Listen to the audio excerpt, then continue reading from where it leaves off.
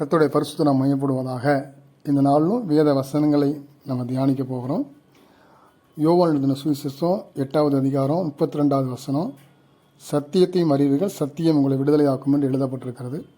வேத வசனங்களை நம்ம அறிந்து அதன்படி நடக்கும்போது நம்முடைய வாழ்க்கையில் அநேக காரியங்களிலிருந்து விடுதலையாக்கப்படுவோம் என்று இதில் எழுதப்பட்டிருக்கிறது. அப்படியே வசனத்தை அறிந்து அதன்படி நடக்க நம்ம முயற்சி செய்வோம். கர்த்தராகிய இயேசு கிறிஸ்து அதற்கு நமக்கு உதவி செய்வாராக. இந்த நாளும் ஒரு வேத வசனத்தை நம்ம வாசிக்க போகிறோம். ரோமர் எழுதின புஸ்தகம் 12வது அதிகாரம். இந்த வசனம் இப்படியாக சொல்லப்பட்டிருக்கிறது: நீங்கள் இந்த பிரபஞ்சத்திற்கு ஒத்த வேஷம் தெரியாமல் தேவனுடைய நன்மையும் பிரியமும் பரிபூர்ணமான சித்தம் இன்னதென்று பகுத்தறியத்தக்கதாக உங்கள் மனம் புதிதாகிறதுனாலே மறுரூபமாகுங்கள் என்று எழுதப்பட்டிருக்கிறது. இந்த வசனம் இப்படியாக சொல்லப்பட்டிருக்கிறது. பிரபஞ்சம்னா உலகம் நமக்கு தெரியும். அப்போ உலக மக்கள் வாழும் வாழ்க்கையை நாம் அப்படியே வாழக்கூடாது.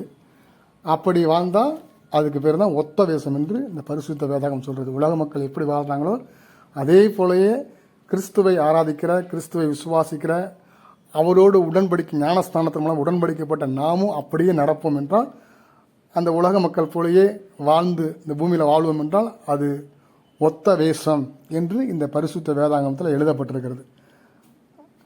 இந்த பிரபஞ்சத்துக்கு ஒத்த வேஷம் தெரியாமல் தேவனுடைய நன்மையும் பிரியமும் பரிபூர்ணமான சித்தம் இன்னதென்று பகுத்தறியத்தக்க உங்கள் மனம் புதிதாகிறதுனாலே மறுரூபமாகுங்கள் என்று எழுதப்பட்டிருக்கு. அப்போ மனம் புதிதாகணும். தேவனுடைய சித்தம் என்ன, தேவனுக்கு எது நன்மை, அவருக்கு என்ன பிரியம், அப்படிலாம் நம்ம பார்த்து அவர் என்ன விரும்புகிறார் என்பதெல்லாம் பார்த்து அது வேத வசனத்தை அடிப்படையாக நம்ம கொண்டு அதன்படி இந்த பூமியில் நடக்கும்போது தான் நம்மளுடைய மனம் புதிதாக்கப்படும். நம்ம மறுரூபமாகலாம்.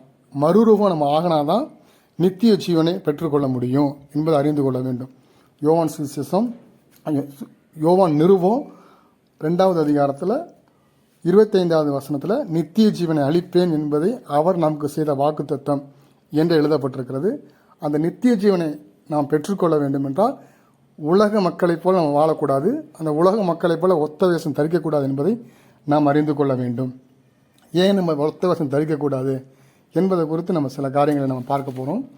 1 யோவான் 2வது அதிகாரத்தில் இப்படியாக எழுதப்பட்டிருக்கிறது. 1 யோவான் 2வது அதிகாரம் 15, 16, 17 நான் வாசிக்கிறேன். உலகத்தில் உள்ளவைகளும் அன்பு கூறாதிருங்கள். ஒருவன் உலகத்தில் அன்பு கூர்ந்தால் அவனிடத்தில் பிதாவின் அன்பு இல்லை என்று எழுதப்பட்டிருக்கிறது. அப்போ உலகத்தில் வாழ்கிற ஜனங்களைப் போல நானும் இந்த பூமியில் வாழ்ந்தேன் அப்படின்னாக்க கர்த்தராகிய இயேசு கிறிஸ்துவோட அன்பு என்கிட்ட இருக்காது, என் மேலே இருக்காது என்று இந்த வசனம் சொல்லப்பட்டிருக்கு. பிதாவின் அன்பு என்னிடத்தில் இருக்காது என்று எழுதப்பட்டிருக்கிறது. அப்படி நம்ம வாழக்கூடாது. ஏனெனில் மாம்சத்தின் இச்சையும் கண்களின் இச்சையும் ஜீவனத்தின் பெருமையுமாகிய உலகத்தில் உள்ளவைகள் எல்லாம் பிதாவினால் உண்டானவை அல்ல, அவைகள் உலகத்தினால் உண்டானவைகள் என்று எழுதப்பட்டிருக்கிறது. இப்போ கண்களால் பார்த்து நம்ம செயல்படுறது, மாம்சத்தில் வரதான இச்சை, ஜீவனத்தில் ஒரு பெருமை, இதெல்லாம் உலகத்தில் உண்டானது, தேவனால் உண்டானது அல்ல என்று இந்த வேதவசனம் சொல்லப்பட்டிருக்கிறது. உலகமும் அதன் இச்சையும் ஒளிந்து போகும், தேவனுடைய சித்தத்தின்படி செய்கிறவனோ என்றென்றைக்கு நிலைத்திருப்பான் என்று எழுதப்பட்டிருக்கிறது. அப்போ நம்ம கிறிஸ்துவ கூட நிலைத்திருக்கணும். அப்படிப்பட்ட ஒரு வாழ்க்கை வாழனா அந்த உலகத்து மக்களைப் போல நம்ம வேஷம் தரிக்கக்கூடாது, உலகத்து மக்களைப் போல நாம் வாழக்கூடாது என்று இந்த பரிசுத்த வேதாகமம் சொல்லப்படுது. அப்போ அதை நம்ம என்ன செய்யணும், கடைப்பிடிக்கும் போது தான் நம்ம மறுரூபமாக்கப்படுவோம். அப்பொழுது தான் கர்த்தராகிய இயேசு கிறிஸ்து நமக்கு வைத்திருக்க அந்த நித்திய ஜீவனை பெற்றுக்கொள்ள முடியும் என்று இந்த வேத வசனம் நமக்கு தெளிவாக சொல்லப்படுகிறது. அப்போ உலகத்து மக்கள் எப்படி வாழ்கிறாங்க அப்படின்னு நம்ம பார்க்கணும். அப்படின்னா எபேசியருக்கு எழுதின அப்போஸ்தலனாகிய பவுல் எபேசியருக்கு எழுதின நிருபம் 4வது அதிகாரம் 17, 18, 19 இந்த வசனத்தை நம்ம வாசித்தோம் அப்படின்னா தெரியும். வாசிக்கிறேன். ஆதலால் கர்த்தருக்குள் நான் உங்களுக்கு சாட்சியாக சொல்லி எச்சரிக்கிறது என்னவென்றால், மற்ற புறஜாதிகள் தங்கள் வீணான சிந்தனையிலே நடக்கிறது போல நீங்கள் இனி நடவாமல் இருங்கள். அப்போ வீணான சிந்தனையில் புறஜாதிகள் நடக்கிறாங்க. அந்த மக்களைப் போல கர்த்தராகிய இயேசு கிறிஸ்துவ விசுவாசிகளை நம்ம நடக்கக்கூடாது. அவர்கள் புத்தியிலே அந்தகாரப்பட்டு, அவங்க புத்தியில் ஞானம் இல்லாதபடிக்கு, அந்தகாரம்னா புத்திகளை இருளில் வாழ்கிறது போல் நம்ம என்ன செய்கிறாங்க, பாவத்தில் வாழ்கிறாங்க. அப்படி நம்ம வாழக்கூடாது. தங்கள் இருதய கடினத்தினாலே. அப்போ அவங்க இருதயம் என்னது, எல்லா விஷயத்திலும் கடினப்பட்டிருக்கிறது. எந்த ஒரு காரியத்தை சொன்னாலும் புறஜாதி மக்கள், இயேசு அறியாத மக்கள் என்ன செய்ய மாட்டாங்க, ஏற்றுக்கொள்ள மாட்டாங்க. அவங்களோட இருதயம் கடினப்பட்டிருக்குது. அப்படி நம்மளோட இருதயம் கடினப்படக்கூடாது. அறியாமையினால, அப்போ ஒரு மூட நம்பிக்கை என்ன செய்கிறாங்க, புறஜாதி மக்கள் வாழ்கிறாங்க, இயேசு அறியாத மக்கள் வாழ்கிறாங்க. அப்படி என்ன செய்யக்கூடாது, இயேசு அறிந்திருக்க நம்ம அந்த மூட நம்பிக்கைக்குள்ள, அறியாமைக்குள்ள இருக்கக்கூடாது என்று சொல்லப்பட்டிருக்கிறது. அடுத்தது அவங்களுக்கு உணர்வு இருக்காது. எந்த ஒரு காரியத்தை செஞ்சாலும் உணர்வு இருக்காது. சகல விதமான அசுத்தங்களையும் ஆவலோடு நம்ம நடப்பிக்கும்படி தங்களை காம விவகாரத்துக்கு ஒப்பு கொடுத்திருக்கிறார்கள் என்று எழுதப்பட்டிருக்கிறது. அப்போ சகல விதமான அசுத்தங்களையும் அவங்க என்ன செய்வாங்களா, ஆவலோடு செய்வாங்களாம். அப்போ தங்களை தாங்கள் என்ன செய்கிறாங்க, பாவத்துக்கு ஒப்பு கொடுத்துருக்காங்க. அப்படி தான் உலக மக்களுடைய வாழ்க்கை என்று இந்த பரிசுத்த வேதாகமத்தில் எழுதப்பட்டிருக்கு.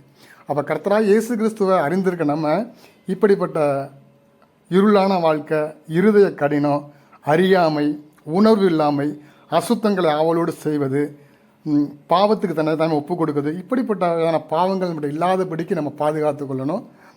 இப்படிப்பட்ட பாவத்திலிருந்து நம்மளை விடுதலையாக்கும்படி தான் கர்த்தராகிய இயேசு கிறிஸ்து என்ன செஞ்சிருக்கிறாரு, இந்த பூமியில் வந்து சிலுவையில் அடிக்கப்பட்டு ரத்தம் சிந்து மரித்து அடக்கம் பண்ணப்பட்டு 3ஆம் நாள் உயிர் தெளிந்திருக்கிறார் என்பதை நம்ம அறிந்திருக்கிறோம். அப்போ இந்த பாவத்திலிருந்துலாம் நமக்கு விடுதலை கொடுக்க தான் இயேசு கிறிஸ்து வந்திருக்கிறார். இன்னொரு வசனம் கூட நம்ம எடுத்து வாசிப்போம். கலாத்தியருக்கு எழுதின புஸ்தகம் 1ஆவது அதிகாரம் 4வது வசனம் இப்படியாக எழுதப்பட்டிருக்கிறது.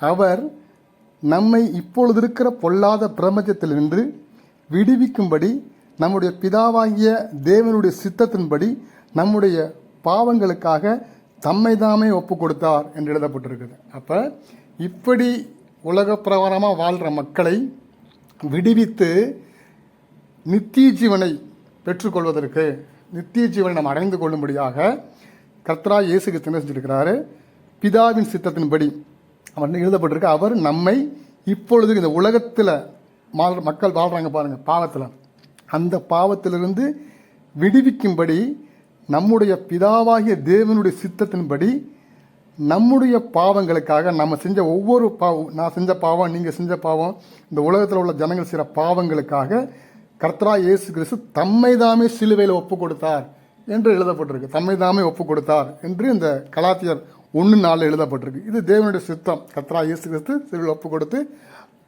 கொடுத்துருக்கார். அப்படி அந்த இயேசு கிறிஸ்துவானவரை நாம் நோக்கி பார்க்கும்போது, அவரிடத்துல ஜெபிக்கும் போது தான் இப்படிப்பட்ட அந்த உலக பாவத்திலிருந்து நமக்கு விடுதலை கிடைக்கும். பாருங்க, அப்போ வானத்தையும் பூமியையும் மனிதர்களாகிய நம்மளையும் படைத்த அந்த கர்த்தராகிய இயேசு கிறிஸ்துவனுடைய அன்பு எவ்வளவு பெரியது என்பதை நம்ம என்ன செய்யணும், ஆராய்ந்து பார்க்கணும். அப்போ இந்த பாவத்திலிருந்துலாம் நமக்கு விடுதலை உண்டாகணும், இந்த உலக மக்களைப் போல வாழக்கூடாது, உலகத்துக்கு ஒத்த வேஷம் தரிக்கக்கூடாது என்றால் கர்த்தராகிய இயேசு கிறிஸ்துவை நம்ம நம்பி அவருடைய பாடுகளை தியானித்து அவரை இன்னும் நம்ம நேசிக்கும் போது, அவரிடத்தில் அன்பு கூறும்போது, அவருடைய வசனத்தின்படி நடக்கும்போது தான் நம்ம இந்த பாவத்திலிருந்து நம்ம விடுதலை கிடைக்கும்.